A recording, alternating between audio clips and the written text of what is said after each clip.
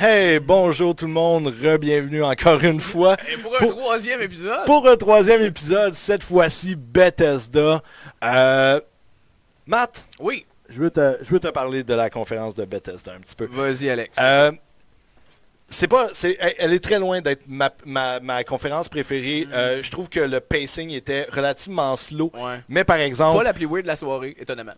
Pas la plus weird, non, exactement. Mais il faut que je donne un énorme point à Bethesda pour l'autodérision qu'ils se sont faites à eux-mêmes.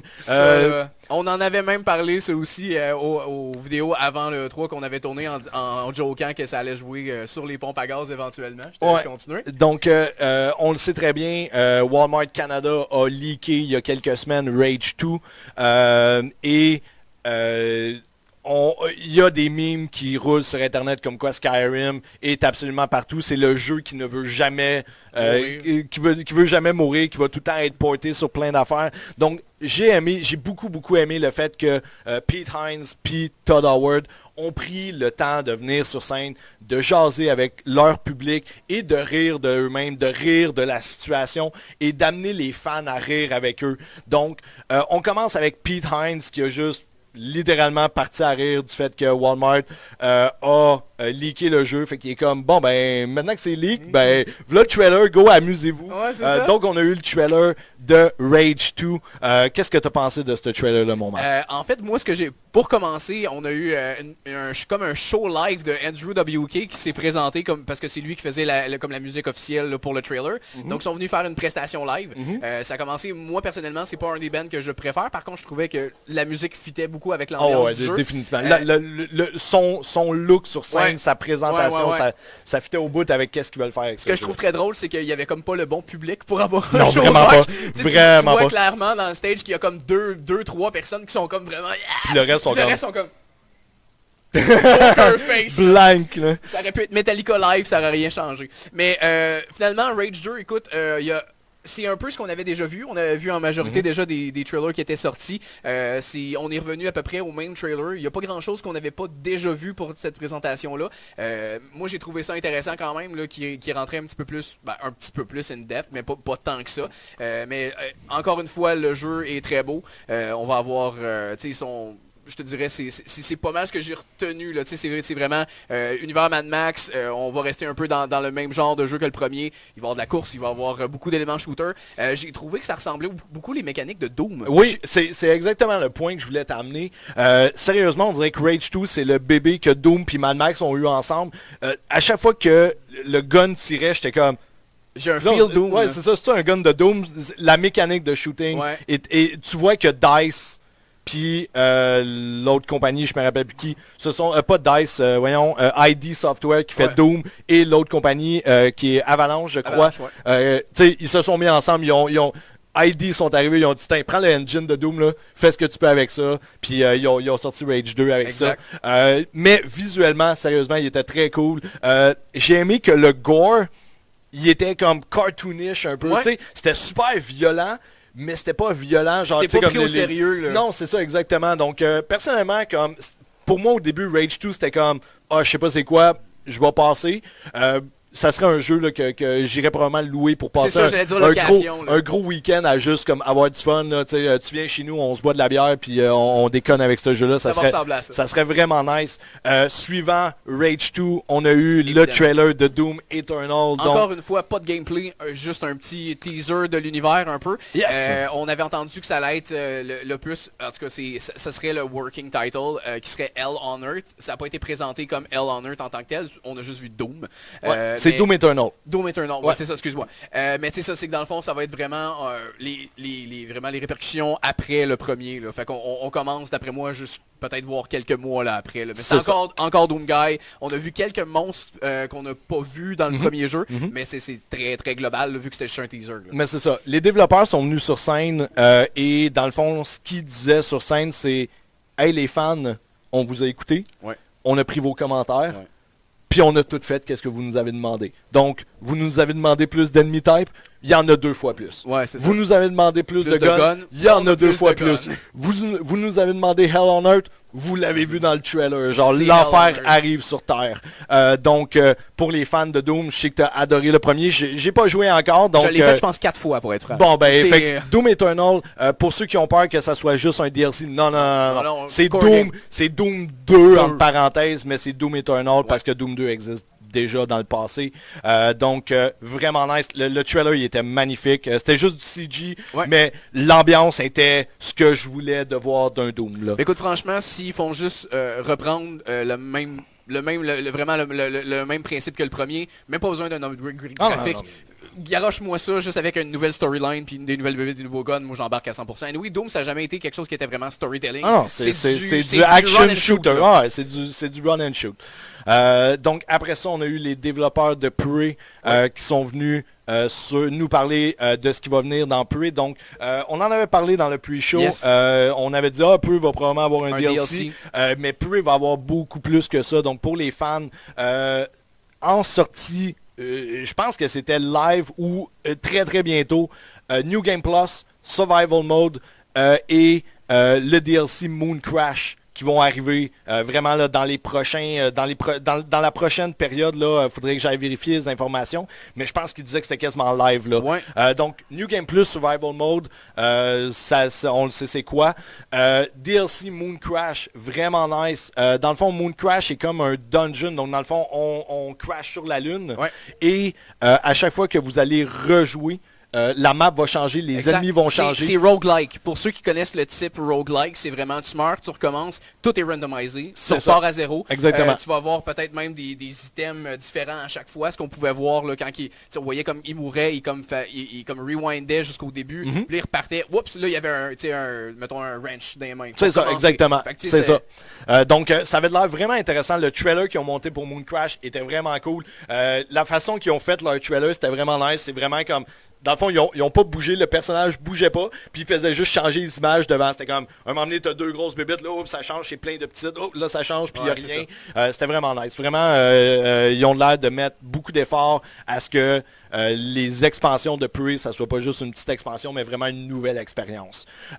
Et dernier point sur Prey, plus tard dans l'année, il va y avoir un mode PvP qui va s'en venir, qui s'appelle Typhon Hunter.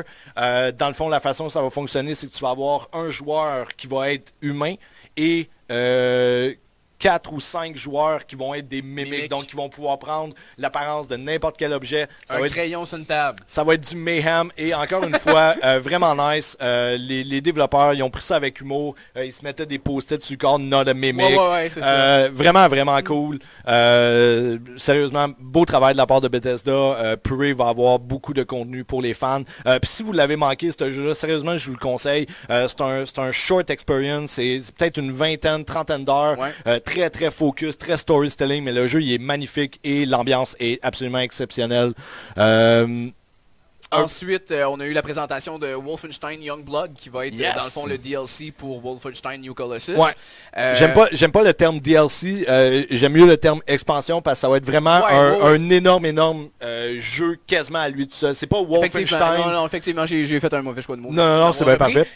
Fait que dans le fond, on explique qu'on est dans les années 80 maintenant. On se trouve à jouer les filles de BJ. Donc on va se trouver en France également. Donc ça va être jumelles. Des filles jumelles, exactement. Donc ça va être un jeu qui va encourager le co-op, mais qui n'est pas obligatoire encore une fois. On va pouvoir faire le jeu en single player quand même. C'est ça. Dans le fond, on va pouvoir choisir une des deux filles qu'on veut jouer pour le solo ou se combiner en co-op et jouer les deux jumelles. Si j'avais bien ensemble. remarqué, je pense qu'il y en avait une qui était plus sniper, puis l'autre qui avait de l'air plus melee. Ouais, c'est ça. Il y avait de l'air, il y en avait une qui était comme plus tomboy, qui avait de l'air d'être plus basheuse, puis l'autre qui était plus stealth, plus tactique. Fait que ça va encourager justement des styles de gameplay que vous préférez pour aller vers le personnage que vous préférez. Exactement.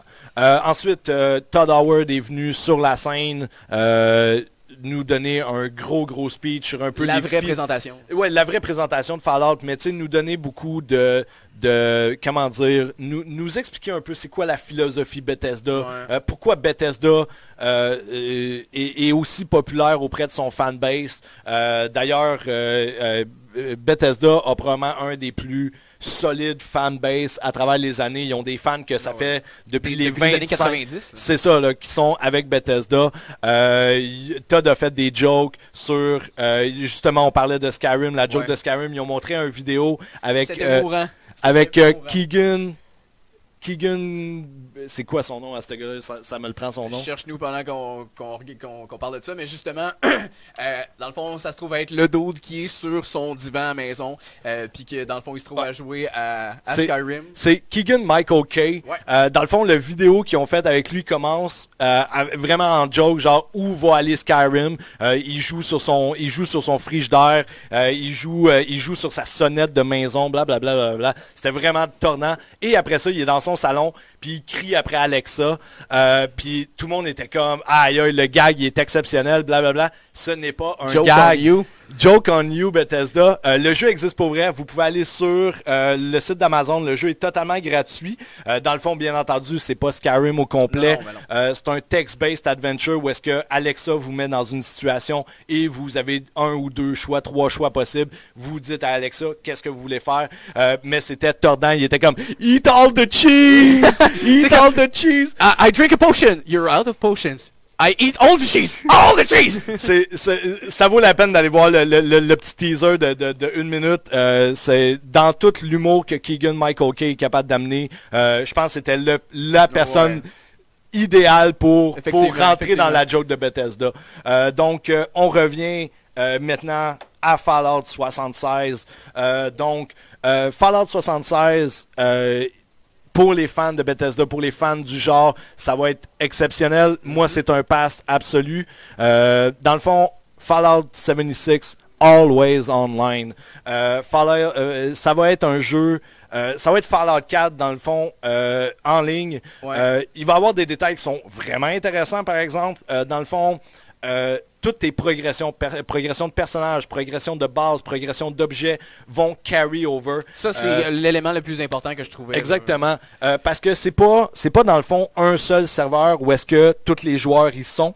C'est des serveurs dédiés à la GTA où est-ce qu'il y a juste une douzaine de joueurs. Exactement. Ça sera pas comme 500 à la MMO. Non, c'est ça, exactement. Il y a juste une douzaine de joueurs dans le serveur avec vous à ce moment-là. Exact. Bien entendu, Fallout 76 va avoir un storyline, va avoir des quests, puis tout ça que vous pouvez faire en solo. Mais il n'y a pas un history base, c'est pas un story driven nécessairement, ça va être un peu comme des quests ici et là, mais il n'y a pas comme un core story. Non, c'est ça, exactement. Mais il y a quand même des quests, il y a quand même du matériel à faire en solo, mais même lorsque vous décidez de faire la quest tout seul, prenez en considération qu'il y a tout le temps des joueurs dans le serveur.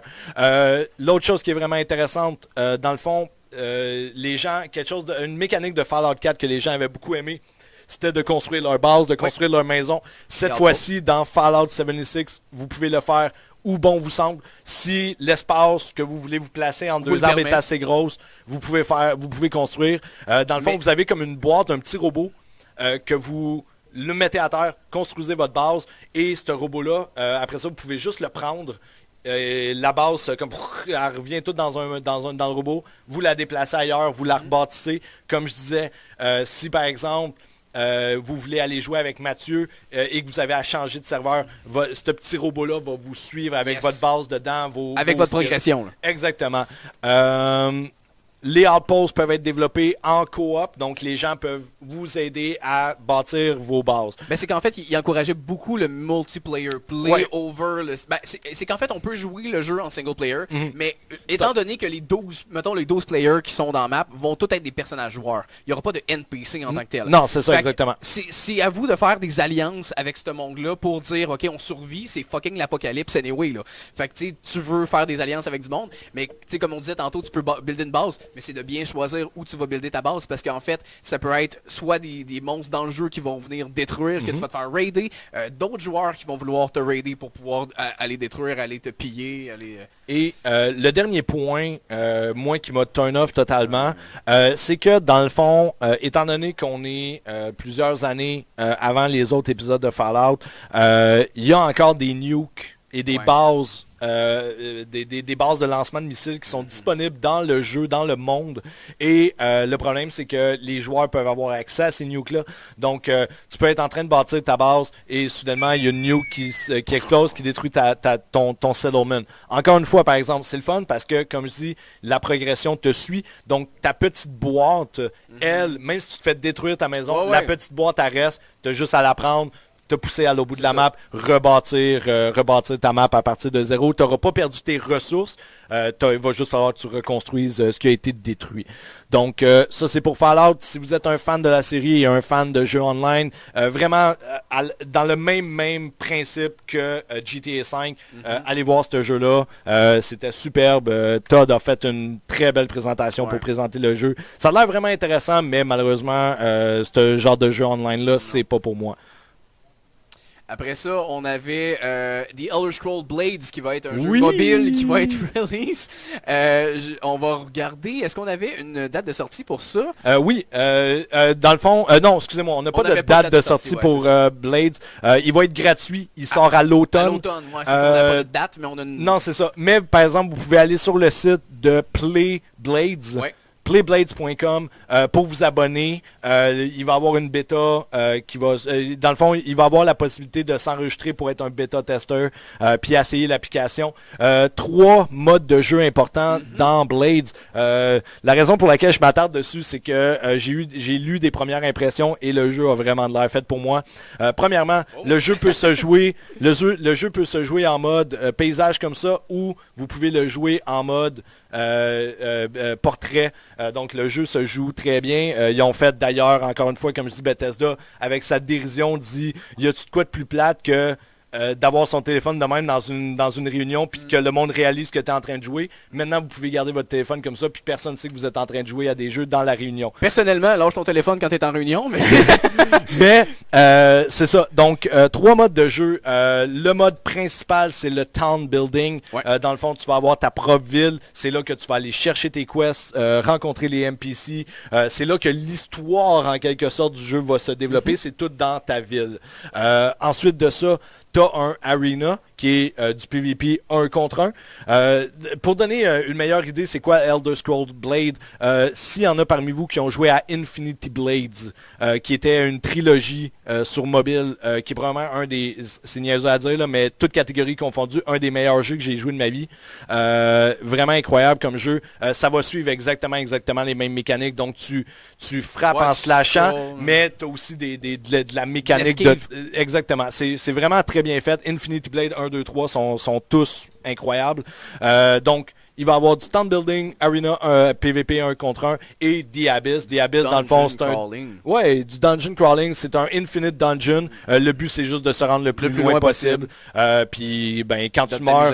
C'est ça. Quand tu meurs, dans le fond, tout le loot que tu as ramassé, tu le ramènes en ville, puis après ça, il faut que tu recommences le dungeon. Donc, gratuit à l'automne, allez sur playblades.com. Pour les joueurs de mobile app, ça va être quand même intéressant pour être franc. Là. Donc, après ça, Todd Howard est revenu, on a closé un petit peu la cérémonie Bethesda et on a eu le droit à vraiment un très très court tease de Starfield. Tout ce qu'on a vu, en gros, c'était la Terre ou une planète quelconque. Ça va l'air même d'une moon, on dirait. Là. Ouais, c'est comme une base spatiale, bref. Là.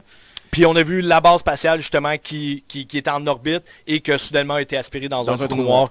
Et le nom Starfield est apparu. Je vais y revenir dans quelques secondes. Et suite à Starfield, la plus belle musique au monde.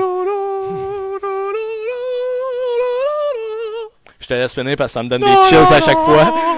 Donc, on a eu le teaser pour Elder Scrolls 6. Donc, encore une fois, c'était vraiment juste un teaser. La musique est embarquée. J'avais des frissons partout. Ce qu'on a vu, c'est vraiment un paysage. Ça semble être sur le bord de la mer. C'est un paysage très montagneux, très vert, avec une forteresse un peu en ruine au centre. Donc, on ne sait pas où ça se passe. On ne sait pas c'est quoi le titre. On sait rien. The Elder Scrolls 6. C'est ça. C'est The Elder Scrolls 6 et la musique était absolument superbe. C'était une nouvelle musique en passant, un nouveau thème, donc ça m'excite vraiment beaucoup.